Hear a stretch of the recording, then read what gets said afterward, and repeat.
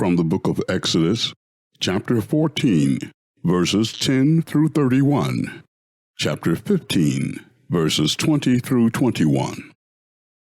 As Pharaoh drew near, the Israelites looked back, and there were the Egyptians advancing on them. In great fear, the Israelites cried out to the Lord.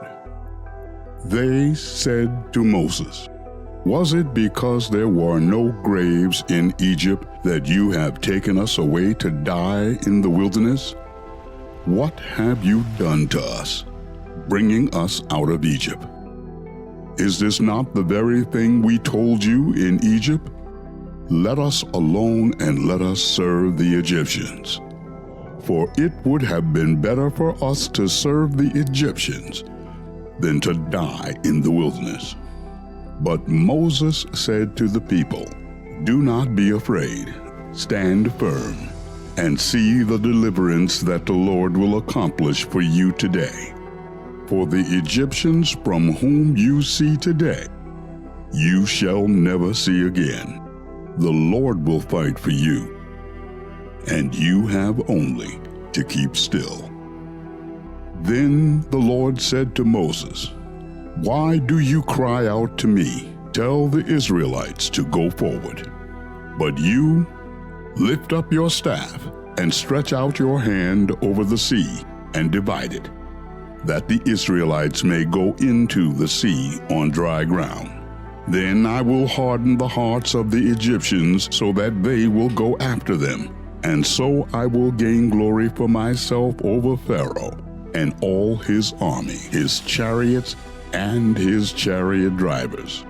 And the Egyptians shall know that I am the Lord, when I have gained glory for myself over Pharaoh, his chariots, and his chariot drivers." The angel of God who was going before the Israelite army moved and went behind them, and the pillar of cloud moved from in front of them and took its place behind them. It came between the army of Egypt and the army of Israel. And so the cloud was there with darkness, and it lit up the night. One did not come near the other all night. Then Moses stretched out his hand over the sea. The Lord drove the sea back with a strong east wind and turned the sea into dry land, and the waters were divided. The Israelites went into the sea on dry ground, and the waters forming a wall for them on their right and on their left. The Egyptians pursued and went into the sea after them, all of Pharaoh's horses, chariots, and chariot drivers. At the morning watch, the Lord in the pillar of fire and cloud looked down upon the Egyptian army and threw the Egyptian army into panic. He clogged their chariot wheels so that they turned with difficulty. The Egyptians said, "Let us flee from the Israelites, for the Lord is fighting for them against Egypt." Then the Lord said to Moses, "Stretch out your hand over the sea, so that the water may come back upon the Egyptians, upon their chariots and their chariot drivers." So Moses stretched out his hand over the sea, and the dawn of the sea returned to its normal depth. As the Egyptians fled before it, the Lord tossed the Egyptians into the sea.